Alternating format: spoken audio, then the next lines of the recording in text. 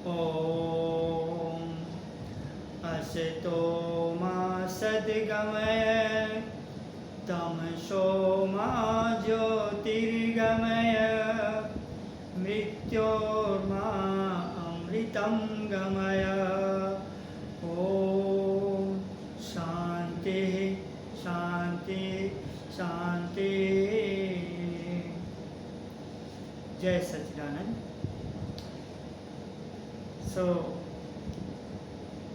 जो हमारी चर्चा चल रही थी, आपको इतना तो समझ में आ गया होगा कि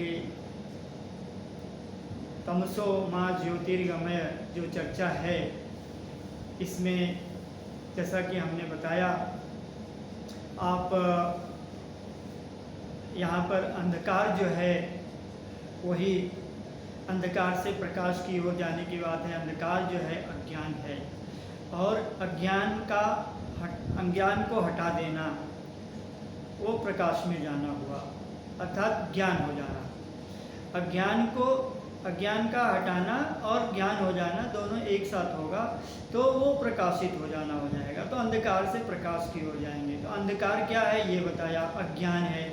अज्ञान क्या है कि हमने इस शरीर को और सृष्टि के, ब्रह्मांड के, संसार की वस्तुओं से अलग मान लिया है, और ये शरीर जो है, शरीर के साथ में जो व्यक्ति है ये अलग है, ये अज्ञान है।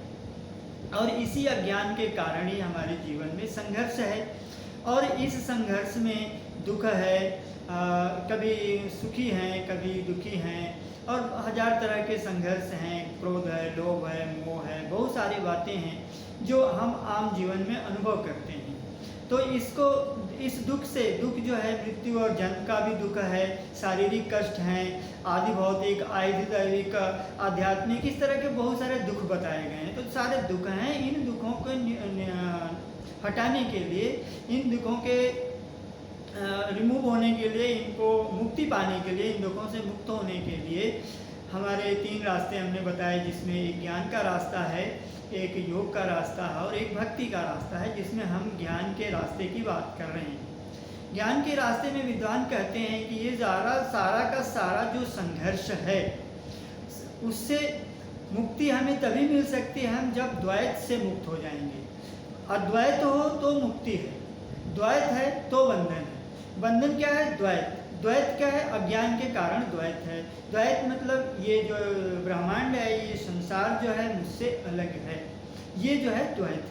और इसी के कारण संघर्ष है, इसी के कारण हमारी किसी से शत्रुता है, किसी से मित्रता है, द्वैत के कारण ये सारा कुछ है। तो इस द्वैत के जो भूल है, ये जो अज्ञान है, इसी को हटाना है, इसी को निर्मूल करना है, अपने मूल स्वरूप को जानना है कि हमारा मूल स्वरूप क्या है। और इसी मूल स्वरूप को जानने के प्रोसेस में, जानने के उसमें हमने बात किया कि किस तरह से हम, ये जो जीवन है ये अनुभवों का एक श्रृंखला है। हमारे जीवन जो है ये पूरा का पूरा जीवन अनुभवों की श्रृंखला है।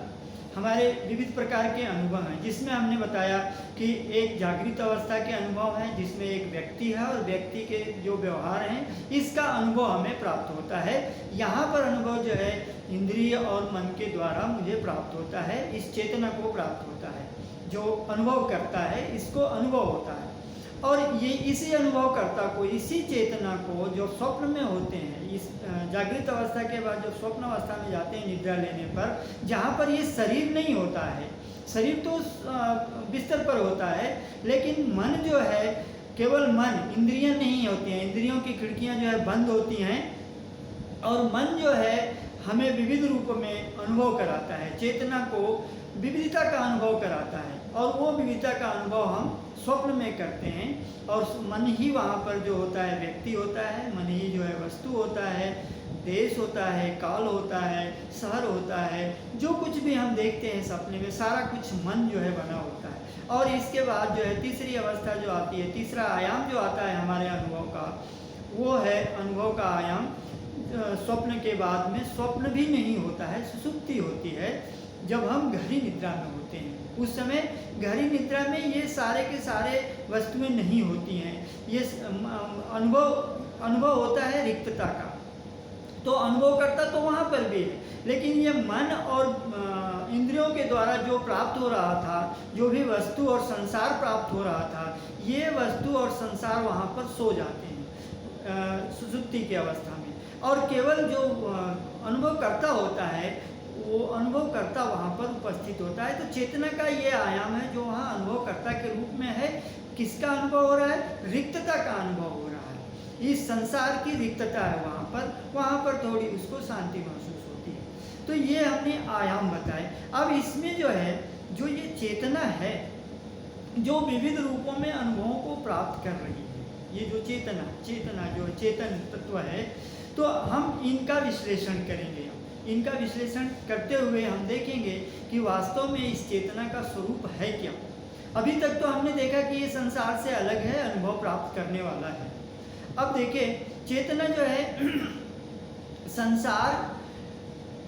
संसार में जो भी इंद्रियों के द्वारा हम संसार के अनुभव प्राप्त करते हैं, इसमें 3 जो है संकेतक हमको स्पष्ट रूप से दिखाई दे रहे हैं। साधारण संकेतक हैं जो हमारे जीवन के अनुभव की तरह ही हैं। अनुभव में बिल्कुल आते हैं, सभी के अनुभव में आते हैं। वो बच्चा है, बूढ़ा है, जवान है, ये अशिक्षित है, शिक्षित है, साक्षर है, निरक्षर है, सभी के लिए अनुभव में ये आते हैं कि संसार की जो वस्तुएं हैं वो अनेक हैं, अनेक वस्तुएं हैं, विविधता है उनमें। लेकिन विविधता है, जैसे कान के द्वारा अगर हम कोई शब्द सुनते हैं तो उस शब्द का चित्त पर वृत्ति बनती है, वो अनुभव होता है। आँखों से हम कुछ देखते हैं, उसका अनुभव अलग होता है। तो चित्त वृत्ति जो बनती है चित्त के ऊपर, वो अनुभव सब अलग अलग होते हैं, लेकिन जो अनुभव करता है, जो चेतन है, वो एक ही है। तो एक संकेतक ये हुआ कि जो वस्तुएं जो दिखाई दे रही हैं हमको, ये वस्तुएं जो है अलग अलग होती हैं, लेकिन इनका अनुभव करता जो चेतन है वो एक ही होता है। दूसरा संकेतक इसमें है कि वस्तुएं परिवर्तित होती हैं। वस्तुएं जो है परिवर्तित होती हैं, और इन वस्तुओं के अंदर, इस संसार के अंदर ये शरीर भी है। शरीर कोई अलग नहीं है इस संसार से। तो इस चेतना में इस शरीर का भी अनुभव है जो परिवर्तित होता है, और अनुभव के इस शरीर के साथ में वस्तुएं भी हैं जो परिवर्तित होती हैं, और अनेक हैं, शरीर के साथ में और वस्तुएं हैं। तो ये अनुभव जो है वो अनेक वस्तुओं का अनुभव हुआ, और ये परिवर्तनशील हैं। जबकि जो चेतन अनुभव करता है वो एक ही है और अपरिवर्तित है, उसमें किसी तरह का परिवर्तन नहीं हो रहा है। वस्तुएं परिवर्तित हो रही हैं, लेकिन चेतन तो एक ही है, इसमें किसी तरह का परिवर्तन नहीं हो रहा है। तो ये चेतन एक है ये। और हर अनुभव के 2 भाग हैं, एक उस अनुभव की वस्तु है, और उसका चेतन के साथ में जुड़ा हुआ जो ज्ञान आ रहा है, जो हमारे अंदर वो बोध हो रहा है उसका। तो जो बोधि को प्राप्त हो रहा है, जो बोध हो रहा है, जो अनुभव हो रहा है, वो जो है सभी में एक तरह का है। वस्तुएं अलग हैं, परिवर्तित हो रही हैं, लेकिन जो चेतन है, जो बोध करने वाला है, जो अनुभव करने वाला है, वो एक है और अपरिवर्तित रहता है। ये यहाँ से हमको प्राप्त होता है। ये जागृत अवस्था के अनुभवों की चर्चा थी।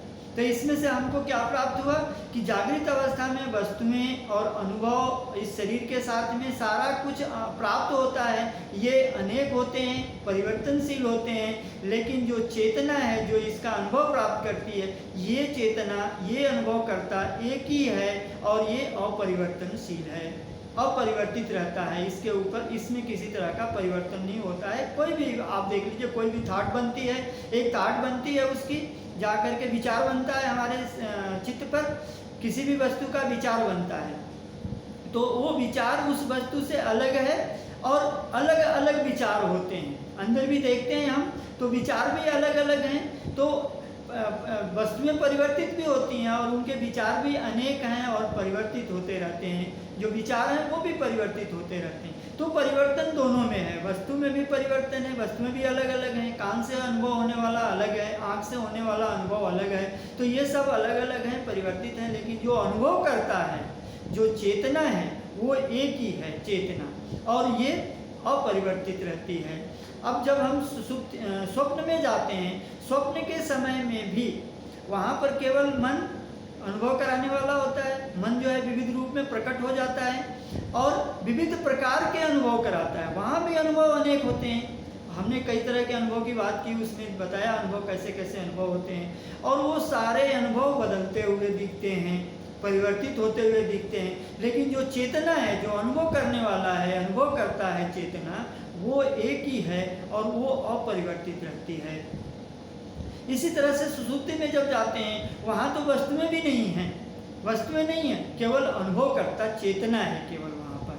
तो अनुभव करता चेतना केवल वस्तुओं की अनुपस्थिति का अनुभव करता है। अनुभव करता अनुपस्थित नहीं है, चेतना अनुपस्थित नहीं है, वस्तुएं अनुपस्थित हैं, इसका अनुभव कर रहा होता है वो। तो चेतना जागृत अवस्था में भी चेतना है और ये जागृत अवस्था में चेतना शरीर और वस्तुओं का अनुभव करती है। स्वप्न अवस्था में भी चेतना है और यही चेतना वहाँ पर सुसुप्ति में भी है, जो रिक्तता का अनुभव करती है, वस्तुओं की रिक्तता का अनुभव करती है, अनुपस्थिति का अनुभव करती है। लेकिन उस अनुपस्थित वस्तुओं की अनुपस्थिति, विचारों की अनुपस्थिति, कल्पना की अनुपस्थिति, इच्छाओं की अनुपस्थिति, सारे की अनुपस्थिति वहाँ पर होती है। लेकिन जो अनुपस्थिति का अनुभव करता है वो वहाँ पर होता है, अनुभव करता चेतना वहाँ पर होती है, चेतना वहाँ पर भी होती है और वो अपरिवर्तन, वहाँ पर तो अपरिवर्तनशील ही है। तो इस प्रकार से हम देख रहे हैं कि चेतना जो है जागृत अवस्था से लेकर के स्वप्न अवस्था और सुषुप्ति अवस्था तक चेतना एक ही है और अपरिवर्तित है, नित्य है, शाश्वत है। ये किसी प्रकार का इसमें परिवर्तन नहीं हो रहा है और एक है चेतना, और ये सभी के साथ यही होता है। सुषुप्ति में इस चेतना, सबकी चेतना एक ही होती है। सुषुप्ति में कोई लिंग भेद भी नहीं होता है, न कोई स्त्री होता है न कोई पुरुष होता है। सुषुप्ति में कोई न अमीर है न कोई गरीब है, न कोई गोरा है न काला है। सुषुप्ति में जो चेतना का अनुभव है, वहाँ पर वो चेतना जो है सारी श्रेणियाँ, जितनी भी श्रेणियाँ हैं बुद्धि द्वारा कोटियाँ बनाई गई हैं, इन अनुभव श्रृंखला में, इस पूरे अनुभव श्रृंखला में जब वहाँ पर हम जाते हैं तो ये अनुभवों की अनुपस्थिति के बाद हमें पता चलता है कि जो चेतना है वह न स्त्री है न पुरुष है। ये चेतना न ही ये गोरी है न काली है, वहाँ पर न मोटी है न पतली है। इसका किसी प्रकार से कोई धर्म नहीं है, कोई जो है जाति नहीं है इस चेतना का, न ही ये बूढ़ा है न बच्चा है। सबका जो अनुभव होता है, रिक्तता का जो अनुभव है, संसार की अनुपस्थिति का जो अनुभव है, ये अनुभव सभी के लिए एक ही होता है। जो भी जगेगा उस अवस्था से तो यही कहेगा कि हम गहरी निद्रा में थे, गहरी निद्रा में थे, हमको इस संसार की किसी भी बात का बोध नहीं हो रहा था। तो गहरी निद्रा में जो अवस्था होती है वहाँ पर चेतना जो है अपने स्वरूप में दिखाई देती है। एक स्वरूप होता है जिस स्वरूप में कोई लिंग नहीं होता है, इसका स्त्री पुरुष की चेतना अलग अलग नहीं होती है, मोटे पतले की चेतना अलग अलग नहीं होती है, बच्चे बूढ़े की चेतना अलग अलग नहीं होती है, चेतना एक ही होती है। तो इस प्रकार हम देखते हैं कि चेतना जो है सभी अवस्थाओं में एक ही चेतना है जो सभी अवस्थाओं में उपस्थित है, सभी अवस्थाओं का बोध प्राप्त कर रही है, इसका अनुभव प्राप्त करे। तो अनुभव प्राप्त करता जो है चेतना, वो एक चेतना है। तो और यही चेतना जो है ब्रह्म है, ये चेतना एब्सोल्यूट चेतना है, यही परमार्थ है, इसी को परम तत्व कहते हैं। ये मूल स्वरूप है हमारा, चेतना जो है मूल स्वरूप है हमारा, आपका सबका ये मूल स्वरूप है चेतना, और ये अलग अलग नहीं है। एक ही चेतना इस शरीर के माध्यम से, अलग अलग शरीरों के माध्यम से, मन और शरीर के माध्यम से व्यवहार करती है। चेतना एक ही है। मन अलग हो सकता है, शरीर अलग हो सकता है, क्योंकि इन अनेक शरीरों के माध्यम से, मन के माध्यम से ये व्यवहार करती है, चेतना व्यवहार कर रही है। लेकिन जो इसका मूल स्वरूप है वो चेतना एक ही है। ये बटती नहीं है, ये चेतना बटी हुई नहीं दिखती है, बटी हुई नहीं प्राप्त होती है, ये सब जगह एक ही होती है। और ये चतुर्थ है, तुरीय है, कह रहे हैं कि ये चतुर्थ है। चतुर्थ कैसे हुआ? जागृत अवस्था का एक व्यक्तित्व अनुभव होता है, व्यक्ति अनुभव होता है, और उसका संसार अनुभव होता है, तो ये एक अवस्था हुई। दूसरी अवस्था स्वप्न और स्वप्न संसार होता है। तीसरी अवस्था सुसुप्ति और सुसुप्ति का जो अनुभव करता होता है। तो ये तीन गिनती में तो तीन है, लेकिन ये चेतना एक ही है, तीनों अवस्थाओं में एक ही है। किस प्रकार से ये चेतना है? तीनों अवस्थाओं में एक ही चेतना है। तो इसके लिए महात्मा विद्वान बहुत तरह के दृष्टांत दे करके समझाते हैं कि एक चेतना किस तरह से चौथी दिखती है। ये यथार्थ है, वास्तविक है, और ये संसार जो है ये आभासित है, मिथ्या है। चेतना, यही चेतना ब्रह्म है, विशाल, यही चेतना है जो विशाल है। ये शरीर में नहीं है, शरीर चेतना के अंदर है।